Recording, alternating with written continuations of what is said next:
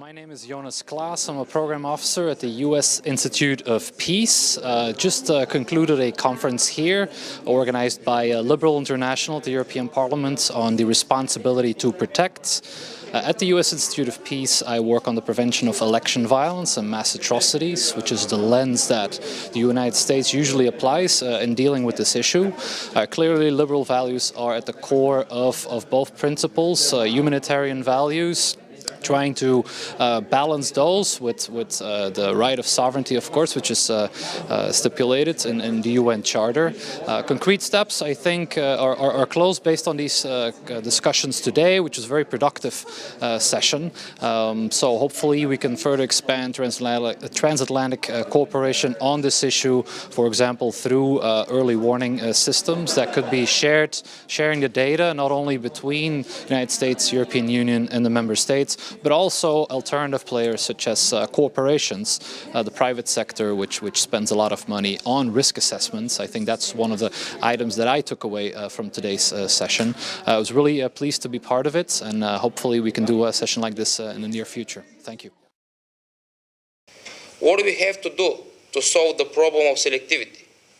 We liberals define as a people with cosmopolitan perspectives, people who believe in universal rights over community rights, who are tolerant towards different cultures and who respect both individual and collective rights. Therefore, we seek universal responsibility for human rights. To achieve this goal, we need to promote our liberal answers not only on a local level, but also on international one. If we manage to succeed, then state sovereignty will be conditional and not absolute. Consistent action will be taken, and there will be sustaining commitments to others. Despite the obvious difficulties that we've had in turning RTP into practice, that the global community, at least on a rhetorical level, still believes in RTP's relevance, and the norm is here to stay. So in conclusion, I'd like to again emphasize that RTP is a principle and not a tactic. It's a norm intended to steer action. Therefore, saying RTP has failed in Syria, Ukraine, or elsewhere is a little misguided. And even the framing of RTP has failed has always struck me as odd.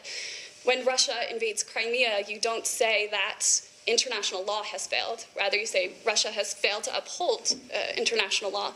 And similarly, it's the international community who has failed to clearly meet its obligations under R2P in certain cases. R2P, first of all, is a doctrine born out of good intentions.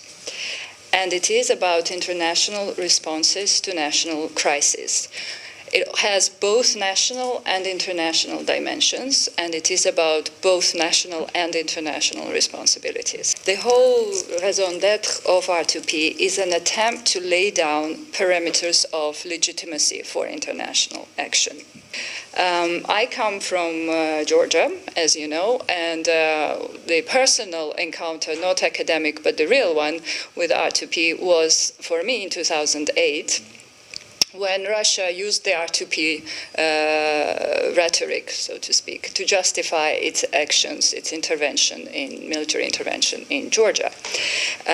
It soon dropped this language because I think it didn't fly, and it was quite clear, but at least the justification to get involved in the conflict in Georgia, to invade Georgia, was to protect citizens that were living in the breakaway region of South Ossetia. So it's a case somewhere in between. Ukraine has reached, in my view, the point of no return, or as scientists call it, the bifurcation point, after which we will go either down or up. We cannot stay in that status any longer. And depends on the further movement, down or up, we can foresee either opportunities for security, for promotion of liberal and democratic rights and freedoms, or a real challenge and threat for the whole continent.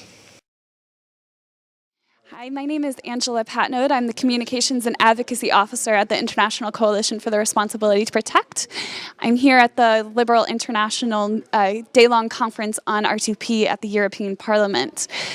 We would love to see the EU and all politicians in your countries to become involved in the responsibility to protect. And we offer a global network of civil society organizations, 89 in total, based throughout the world, who have a lot of expertise in working with governments and other situations that we would love to put you in contact with, and who could share their lessons learned and best practices.